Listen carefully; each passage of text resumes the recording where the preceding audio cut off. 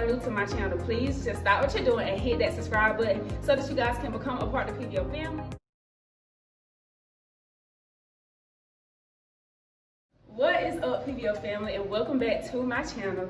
Today is a little different a little bit. So you guys know that I have been doing business collaborations, and all of the other videos are a lot different than this one. Miss Cari, she hit me up a few months back. She was wanting to do a collaboration. So here we are, and without further ado, I'm gonna allow Miss Cari to introduce herself. And don't forget to hit that notification button so every time she posts a video, ding! You know when she got one up. Yes, okay? I'm Cari Walker, married for 14 years, originally from Glenwood, Georgia. Ain't nothing like them Bulldogs.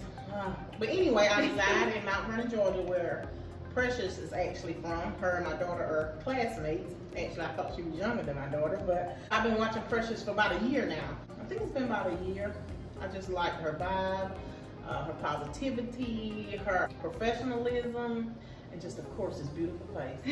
Thank you. Yeah. And I have a photography business. We've actually been in the photography business for about 14 years.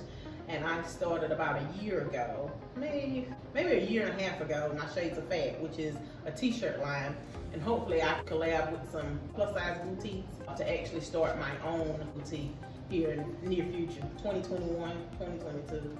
But it's gotta be right, so yeah. This time, right time. Yeah, it has to be the right season. So, but yeah, that's all. I have one daughter, let me add that. I have a 25-year-old, like I said, which is Precious' classmate. Miss Lucy is what I call her. And I just became a CC. I don't say grandmother because, honey, I am too young for that. So what does CC stand for? CC, my name is Cari. Carter is Carter. Okay. So CC. Okay. Yeah, and actually my aunt, my aunt and cousin gave me that name because my mom was mad because I was like, I'm not gonna be called grandmother. He can call me Miss Cari before he called me grandmother. No, sir. So my aunt was like, well, what about CC? His name starts with C. I'm like, it works perfect. That's y'all own little connection. Wow, that's cute. Yep, that's it. Cute. I like that. Absolutely. Okay, so we're gonna go ahead and get into this video, you guys. Okay, so the first question that I do want to ask you is, what made you want to become a businesswoman? Well, since the age of 10, I went inside of a bank, and it was a bad experience. Okay. So at the age of 10, I told myself, if I own the bank, you know what I mean? And I hired a professional and not biased employee, I think if we have more customers and we won't have this happen to other people. Gotcha. So that was 10 years old. That was the first thing of business that ever hit my mind at that age.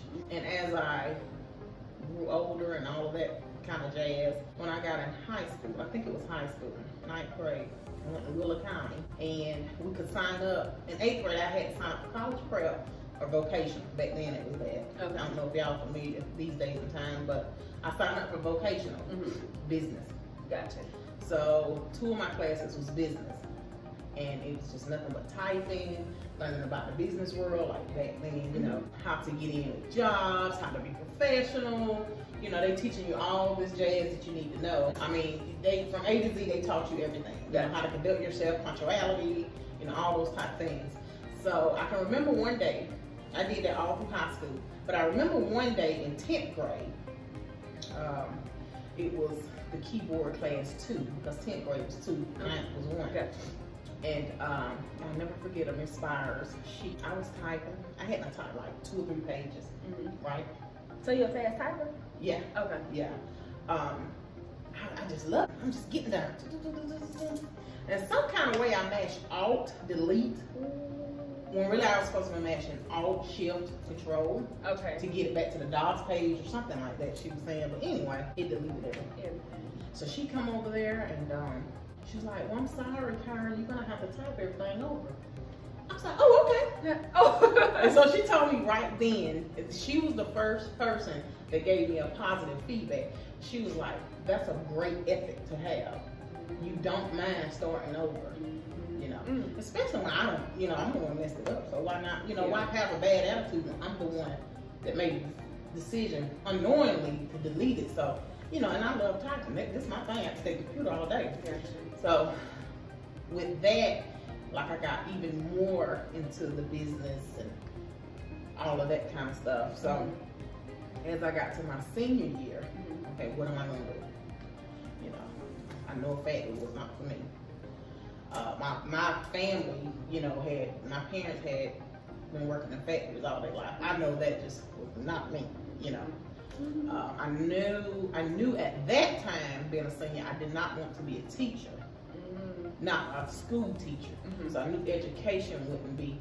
So I've always had a business mind. I've always been organized.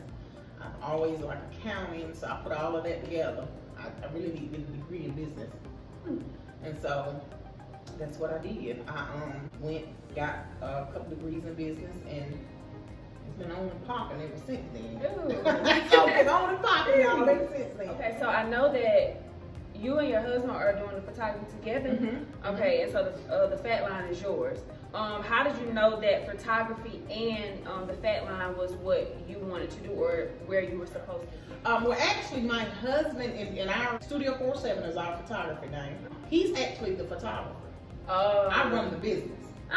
Right. Okay. Yeah, I do all the meetings, all the consultations, all the money, the fees and stuff like that. I run the business because that's what I have a degree in. Now, my husband has a job. He's a welder. But he has a passion for taking pictures ever since the early 90s when he was in, I think it was junior high. He realized that he wanted to do that. So when we got, you know, married or whatever, he was just talking about it. And me having a mind, I had, hey, let's do this. So he was like, okay, let's do it. So he told me let's do it on a Monday. By Friday, I had business cards, flyers, and this was back in 06. He was like, whoa, wait a minute, you going too fast. You know, because I was ready. You know, I'm wide open because that's just me. That's my passion. And so I was like, okay, how can we do this? Because I'm not into actually taking the pictures. I'm not good at being a photographer, but I am a business person. I do have a couple degrees in business. So how do we incorporate all this for it to work? And so I said, okay, photography business. I started thinking about, you know, what bracket do we want to be in? Do we want to be mom pops, or do we want to be Walmart? Gotcha. Okay. My husband, he's more of, you know, mom pop kind of thing. You know, I'm more Walmart on the big mainstream spectrum. So with both of those, we came together and said, well, we'll be a community-based company. So we got the LLC, and well, first we was S Corporation. You know, which we didn't need that because that's more like for $1 million company. We're not there yet. Gotcha. Right. So we, you know, a little bit lower than that. So we just needed to be a limited liability company. Gotcha. So we patent our name, LLC'd it, and all of that kind of jazz, copyrighted. And so we did that for 10 years. Now Shades of Fat been in my head maybe 8 years. Yeah. I just never did anything with it because I didn't think, you know, sometimes you can be your own worst critic. For sure. You know, Shades of Fat, you know, I'm saying Shades of Fat, that's it right there. It used to be 50 Shades of Fat. But 50 Shades of Grey is already patent and copyright. So when I would go try to do something with 50 Shades of Fat, they really didn't want to because it had 50. So I dropped the 50 Shades of Fat. It's all different shapes, sizes of fat. You know, I'm one, you're not one. But so we put that together, and I just started thinking about clothing because I hate going into stores and the outfit is so pretty, and I can't, you know, this part looks right because I'm smaller here and then the hip part, you know, but this part fits tighter. So I was like, I need my own line. And so I said, I gotta start small. So I started with t-shirts. Okay. Yeah, started with t-shirts. And with my t-shirts, it just was not any t-shirt. I felt different fabrics. I felt different brands of t-shirts. So I went with the softer because big girls need something that wind can go through where we can breathe and it's not hard, it's not tight. You have to consider all of that to get yourself, you know, you have to consider that. Right. And I stand for big girls. Right, you know? okay. So and that's how that. That's cool that you actually really took that time to dig deep into thinking about the material being good for your customers. You know what I'm saying? Yeah. Because you could have just been like, okay, let me get a t-shirt as long as it has what I need on it. But that's cool. Yeah, you have to consider that because like in business, especially in clothing business, you know, anybody can order from China, cheap material, this and that, just because the outfit pretty. Yeah. Right? But you want to feel good in it. I know I'm a big person.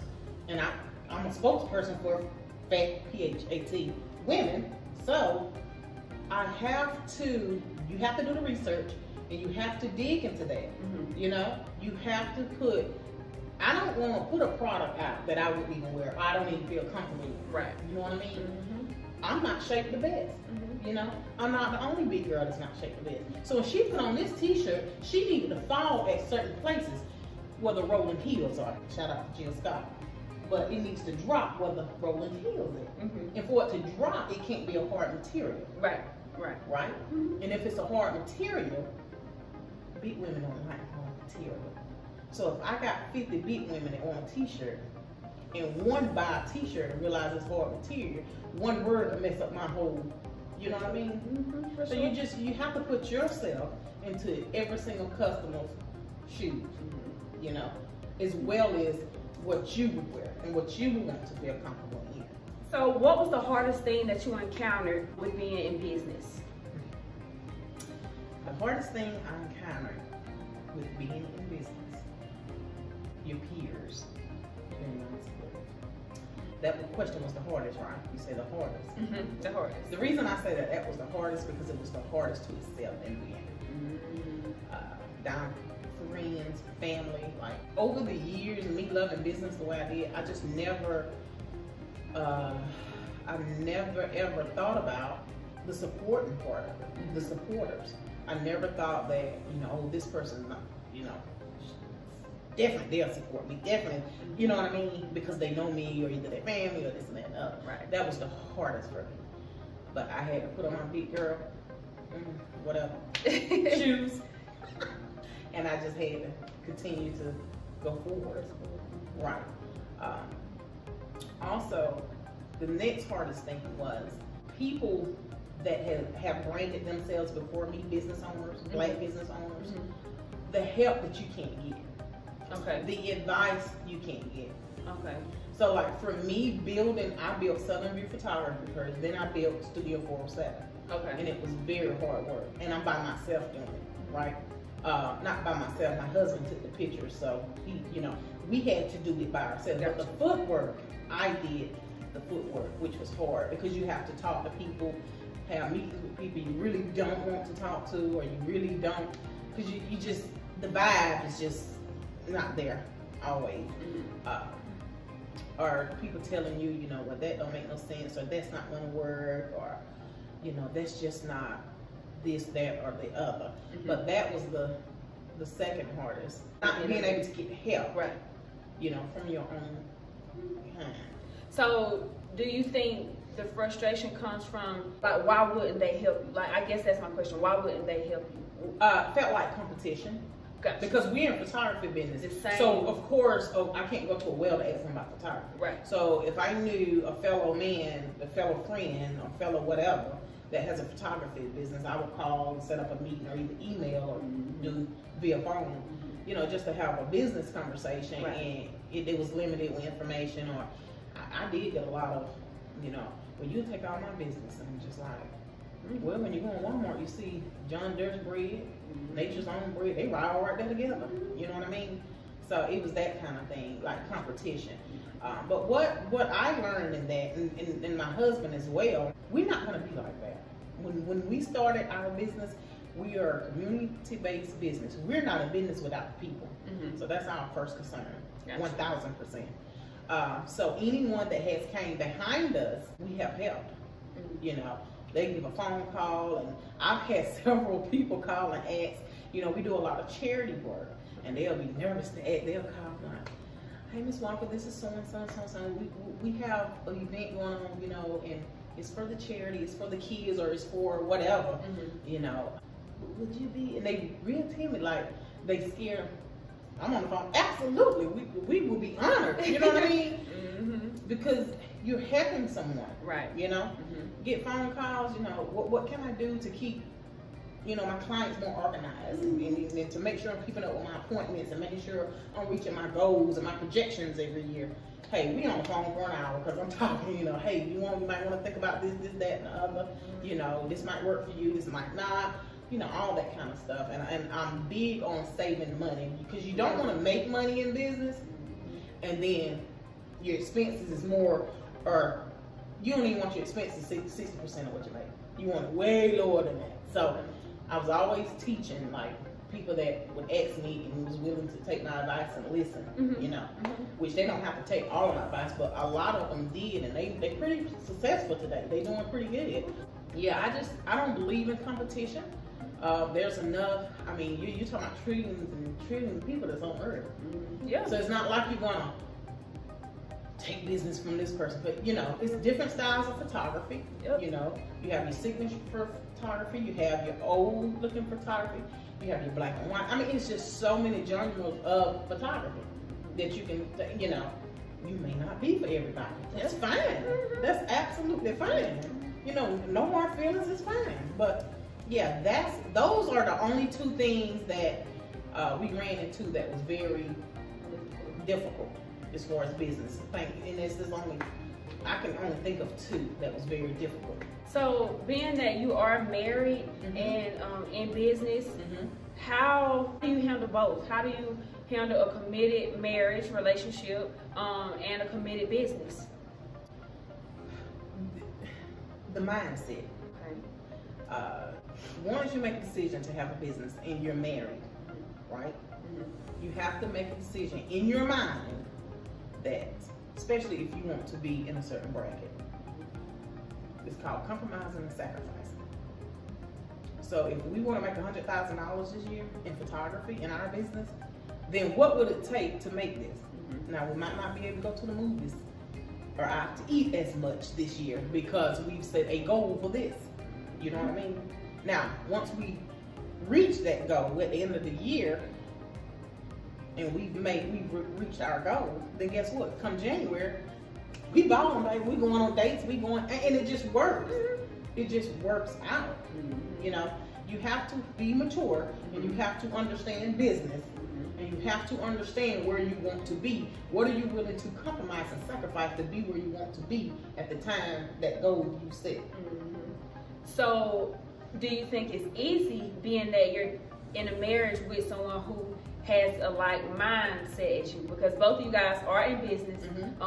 You do share a business. However, he has his own and you have your own. So that's bringing you guys' mindsets together, and it works because y'all have the same mindset. Now, what type of advice would you give someone who may be in a marriage or who may be in a relationship, and one is a business person and the other one isn't? What type of advice would you give that relationship or that union? My advice to them would be, as far as the business owner, be that. Okay. If you are in a relationship and that person loves you, they're going to support you regardless. They are going to support you. Communication, key. Communication, right?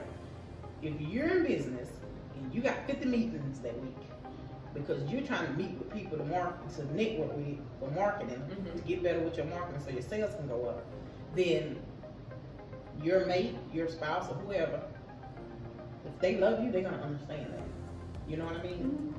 Now, if they don't, then y'all might need to sit down, or you might need to sit down and reevaluate something. Because someone that loves you, and if you're married, you love each other. Right. And you're pretty much going to support anything that your spouse is for. You're going to be for them. Right. You know, you're a team. For sure. Whether you're this or not, and the other person is that or not, you're still a team. Gotcha. You know, we both don't have to be on the same chapter in the book, as long as you're in the same book. You know what I mean? Because if you try to be in the same book and the same chapter, it gets to be, you're compromising stuff, because then it becomes, what's the word I want to use? you compromising the relationship as far as with business, and this one is business and this is not. It becomes unrealistic. So you have to set realistic goals. And when you meet someone and you start to date and y'all finding out about each other, and you know, you finding out that she likes business and the guy don't, stuff has to be considered then, right? But if you get to the point you're marrying somebody and you're not business and they are, but you still get married, it pretty much is gonna work. Because for that person to marry that person, it might not be business wise, he might just be a regular worker, but he believes in her, or she believes in him, or he believes in her. Right. Yeah, and that's how it's gonna work. Okay. Yeah, you have to communicate, and you have to genuinely love someone to be able to be open to communicate about things that you may not agree with, as far as, well, I had a business meeting at 10:30 at night, But when you get in the business world, you'll find out people, some people that you have meetings with, they meet late. I mean, they done made they millionaires. So, you trying to get the way they are, and you want to meet, and the millionaires, their schedule is usually, especially in the morning all the way up. So you might get that 10 o'clock meeting at night, you know what I'm saying, in the office. So, but those are that's why they're millionaires, because they're working around the clock, So, but just understanding and communication, I think it'll work every time. What would you say the hardest thing is, though, with being a businesswoman and being in a marriage? I know, you guys may have great communication, work ethic, and things of that nature, but when y'all hit that hard spot, how do you guys deal with that? Well, for me, in my experience, the only hard thing has been for me is the different visions. Okay. I vision Walmart level. Gotcha. Maybe my husband, he, like me, I just know that in the business world, it's a bulldog. It's a bulldog world. Okay. You know what I mean?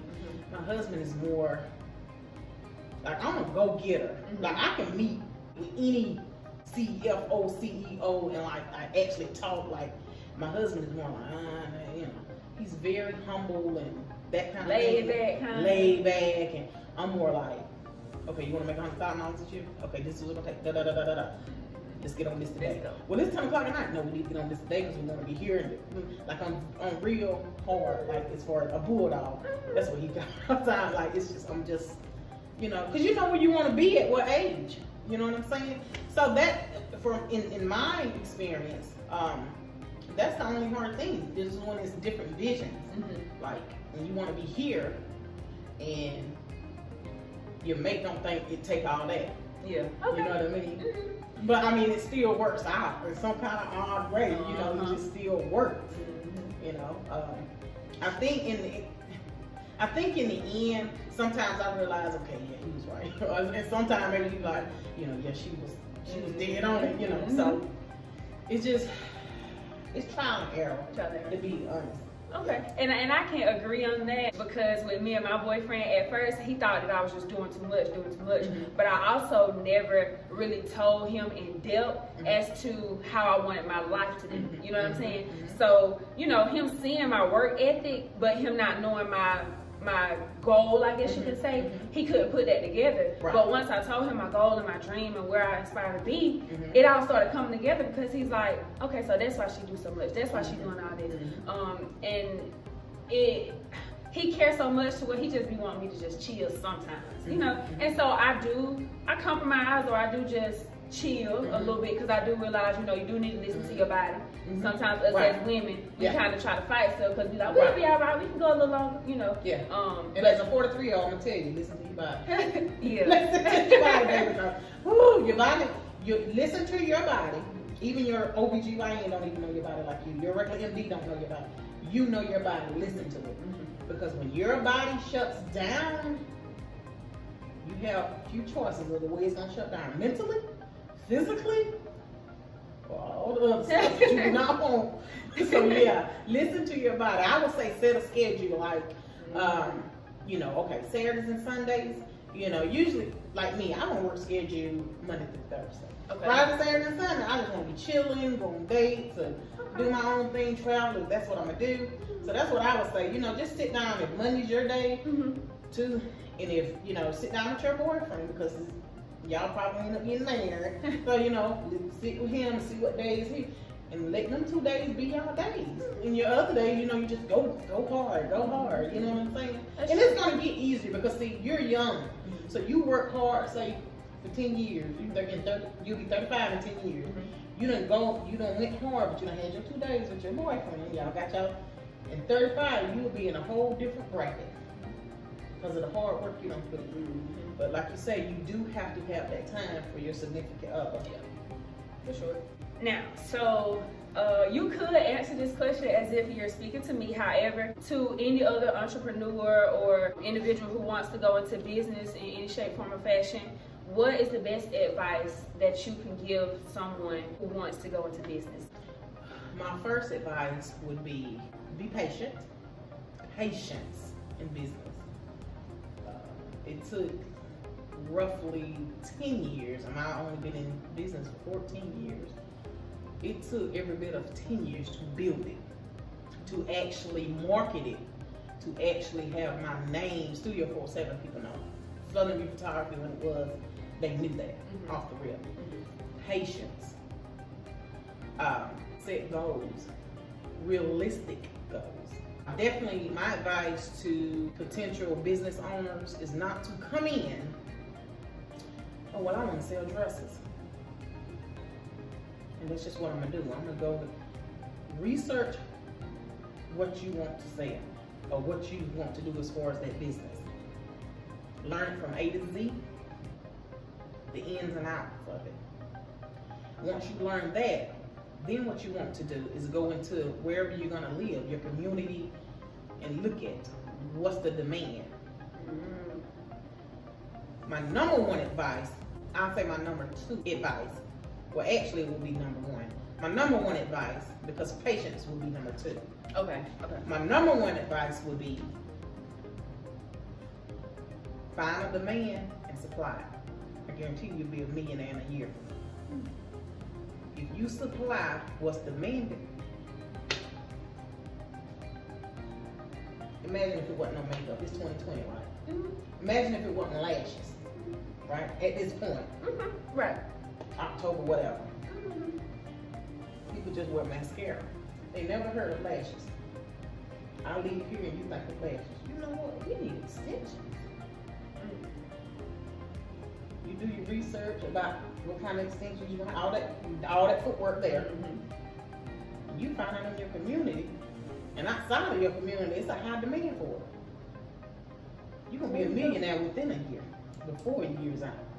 So it's a high demand for makeup, lashes, and like right now, we're in the industry, something has not been tapped into that's in high demand.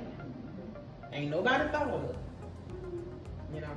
So my first would be find a demand, supply that demand. You'll come up quickly. Second is patience. You gotta have patience. It's not gonna happen overnight. It may not happen for you in a year. Like I say, it took me 10 years to actually build my company to the status I wanted. You know what I mean? We operate by appointment only now, versus when we started out. We took whatever we could, you know, we started out. Right. But you're gonna get at a point, once you're in business for so long and you do things in a productive, properly way, I guess I should say, you're gonna get to a point where I operate by appointments only, you know. You don't want to work weekends, you don't have to. Your product gonna be so good. People find you in the woods just to get your product. But yeah, set realistic goals. Definitely set realistic goals, because the last thing you want is to set a goal. Y'all, I'm telling y'all, do not set a goal that's just not realistic, because that's gonna bring on disappointment. Because, oh, I want to make $10,000 this week, and you just starting out. When that number is not $10,000 and it's only $1,000, that's gonna make you feel some kind of way, and then you're gonna get discouraged. Then you're gonna start being hard on yourself. Then you're gonna end up realizing you were so hard on yourself, you didn't focus on other entities you could have done to make the $10,000, because you're gonna get to a point, because we're human, we're flesh, you know. Even now, I've been in business so long, if I don't meet my projections, like I get to feeling some kind of way. Like, oh, I'm a failure. I don't do it as bad, but I just start working hard. Gotcha. Like my mind, even though I might not, like my mind is always going, how can we do this in a better way? Not only for us, but number one, for the customers, that's more convenient, because everybody's busy these days. Yeah. So when you think about photography, you think about, oh, you got to put on clothes, you got to put on makeup, you got to actually go to the studio or go on the location that you're going to do pictures. So, see, my mind going, how can we do this to better serve the community where it's more convenient? Because convenience, see, somebody do business with you, even if you're $200 more than other photographers, they'll come do business with you because it's a convenience. Think about it. We don't like to be inconvenienced. It's 2020. If you work Monday through Friday, this photographer, they can actually come to you in A, B, C, D. I ain't even got to work.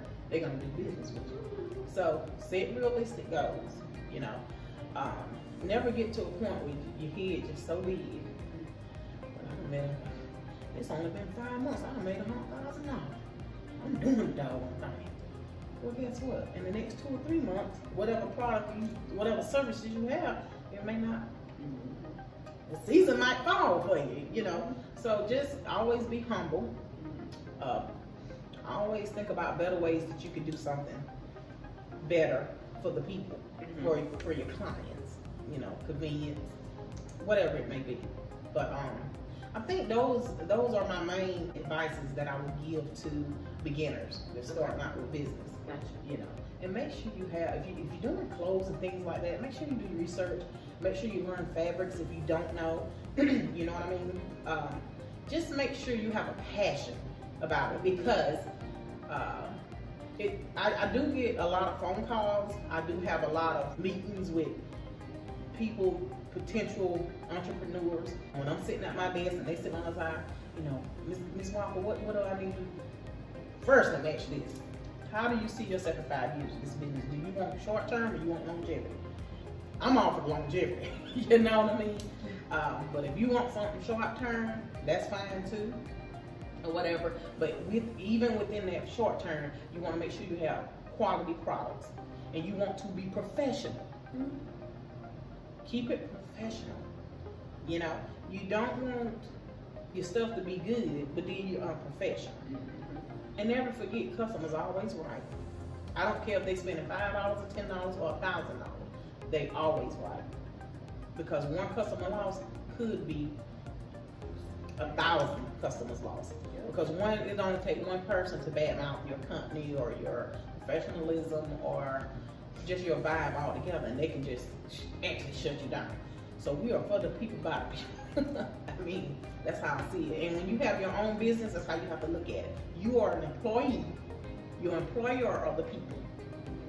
You know, so when you work on a regular 9 to 5, you're gonna be on time.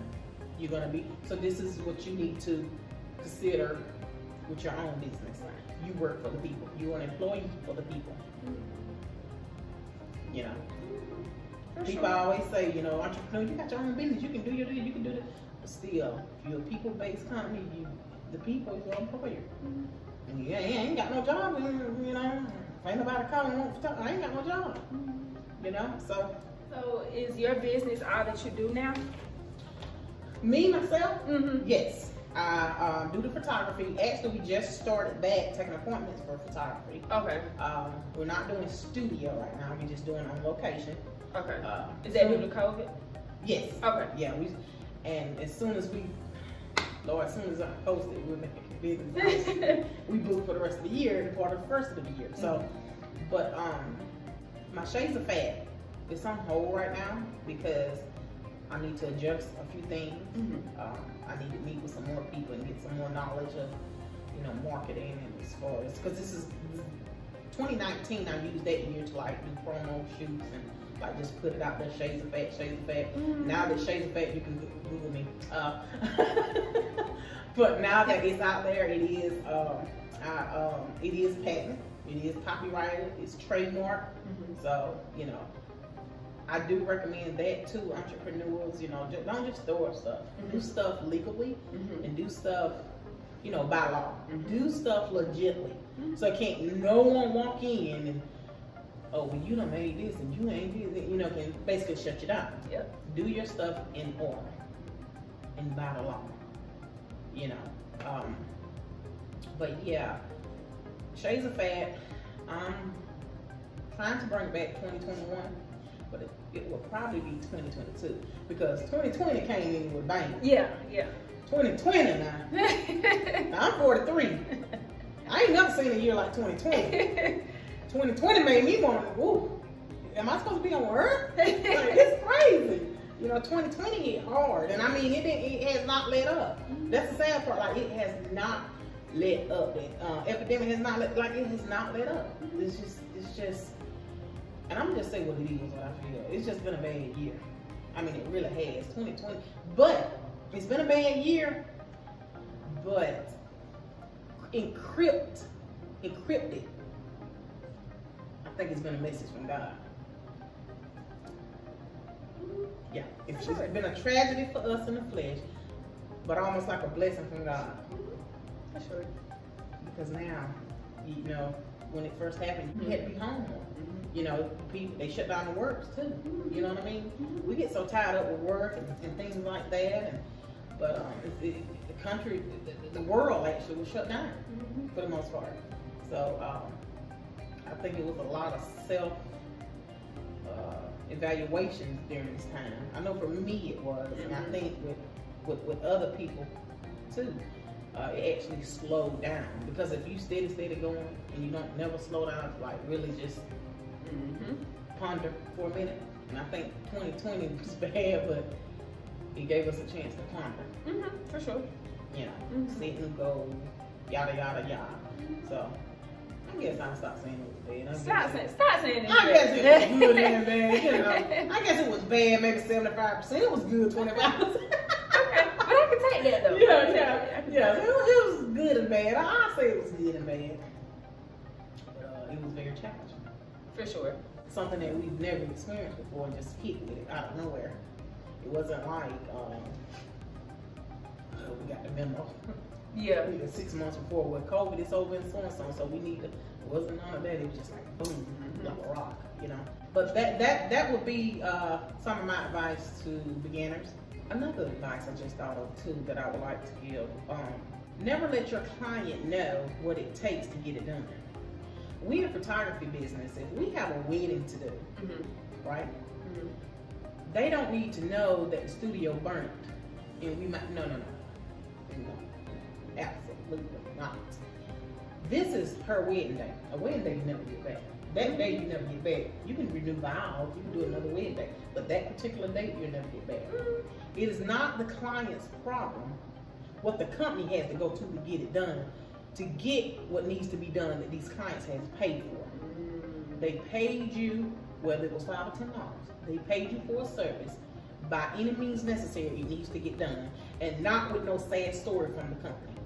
Please do not do that. I hate to see companies, well, that's not that client's problem at all. They paid you for a service, get it done by any means necessary. And in business, you have a lot of losses. When we started out, it was a lot of loss. Meaning, you know, as far as monetary, it was, you know, charge it to the game. You're building your company. You know what I mean? No client should have to hear, well, I paid $100 for that, and you, what? No client should have to hear that. Absolutely not. Senior portraits, we had one senior portraits about 5 years ago, and we didn't get the portfolio in time, right? So we wholesale, because we're a company. Our portfolios just did not make it for whatever reason when they were supposed to make it. And the client was coming to pick up their portfolio and their pictures, their prints. So what I had to do, I had to actually go to an actual place to get, and I had to pay a big pretty penny for that. But that client don't need to know that. You understand what I'm saying? I'm a professional company. It's not, the clients don't need to hear, well, my daughter this or my child, or well, I got a daughter. No, absolutely not. That's so very unprofessional. Please do not do that, because that will make someone want to use another company instead of you. Keep it professional at all times.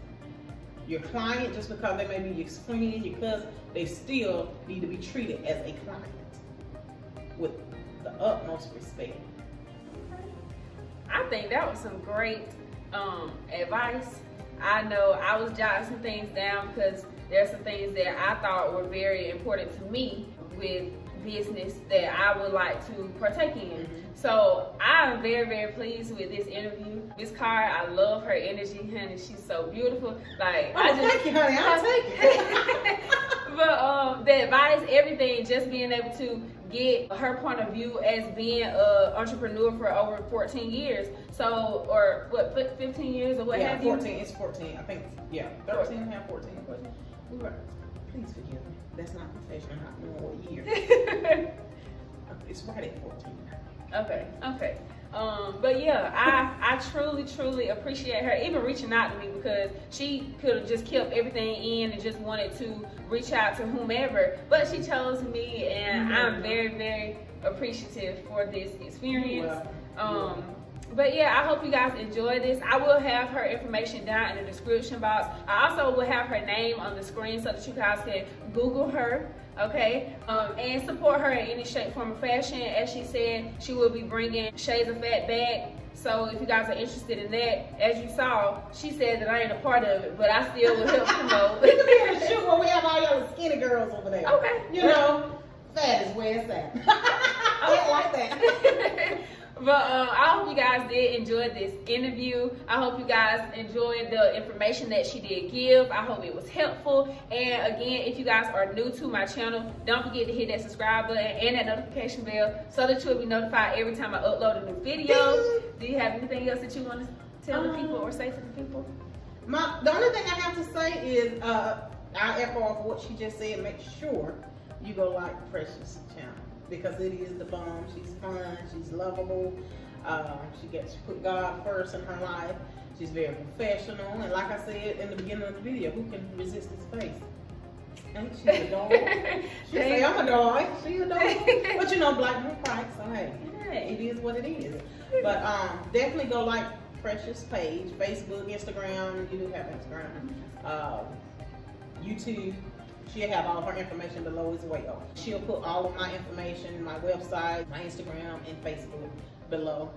But I have really enjoyed this interview as well. Oh, good. Thank you for having me. Oh, for sure. Y'all, she fed me oxtails, crab legs.